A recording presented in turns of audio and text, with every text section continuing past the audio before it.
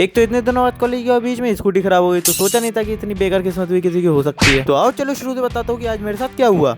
So hey guys, welcome to my blog. तो आज के दिन की शुरुआत होती है हमारी थोड़ा सुबह जल्दी उठने से, क्योंकि गाइस आज मैं जा रहा हूँ करीब एक हफ्ते बाद कॉलेज। तो उसी दूसरी तरफ देखता हूँ कि ये मैडम सो रही होती है, क्योंकि इनने लेट नाइट स्टडी करी होगी पक्का कल। तो अब तो ये पक्का उठेंगे 12 बजे। तो सुबह के बच्चों के थे करीब 9 और मेरे को 8:30 तक निकलना होता है घर से। तो आज मैं लेट हो गया, तो जल्दी जल्दी फिर मैं निकला। और मैंने सोचा नहीं था कि आज मेरे साथ इतना बड़ा पोपट हो जाएगा। तो आगे आगे देखते चलो मेरे साथ क्या हुआ कुछ ऐसा कि कॉलेज के आधे रास्ते तक तो मेरी स्कूटी अच्छे से पहुंच गई थी, और फिर पता नहीं एकदम से बीच में से क्या हार्ट अटैक से आते हैं, बीच में रुकी जाती है। और तभी फिर मैं अपने वेले दोस्तों को बुलाता हूँ कॉल आगे, क्योंकि मेरे को पता था कि पक्का ये लोग क्लास लेने नहीं गए होंगे। तो तभी ये भाई टेस्ट ड्राइव मांगते हैं स्कूटी की, जिससे कमी निकाल सके। तो ये भी फेल हो जाता है पर कमी निकालने में। तो तभी फिर हमारा इंजीनियर वाला दिमाग भी इसकी कमी नहीं निकाल पाता है। तो हम प्लान बनाते हैं इसको मैकेनिक स्टोर पे ले जाने की, वो भी थोड़े नए स्टाइल में, मतलब धक्का देने के स्टाइल में। तो तभी हम धक्का देते देते थक जाते हैं, और फिर बीच में हमें ट्रक वाले भैया मिलते हैं जो कि बहुत अच्छे थे। तो उन्होंने हमारी थोड़ी मदद की और थोड़ी सी रस्सी दे दी। और तभी फिर हम अपना IITN वाला दिमाग ला के इस बैग और स्कूटी को बांध देते मस्त रस्सी से, और फिर हम बना देते बैग और स्कूटी को जोड़ के एकदम 4 व्हीलर। तो गाइस कैसे ना कैसे करके इतनी मेहनत करके हम ले गए अपनी स्कूटी को मैकेनिक शॉप पे। पर गाइस बेशरम हम इतने हैं कि इतना कुछ होने के बाद भी हमारे मुंह से हंसी नहीं रुक सकती।